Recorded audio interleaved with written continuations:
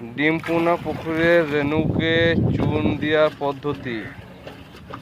এই পুকুরে ডিমপোনা মাছ চাষ করা আছে, তার চুন দেওয়ার পদ্ধতি। এই চুন হজে ভিজতে দিয়েছিল, সেই চুন ভিজিয়ে 2 ঘন্টা পর ছাকনাতে করে ছেঁকে তারপরে পুকুরে ছিটানো হবে। এই পুকুর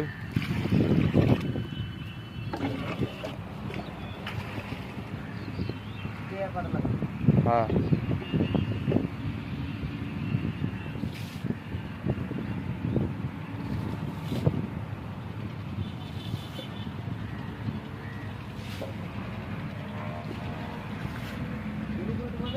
পাতলা করে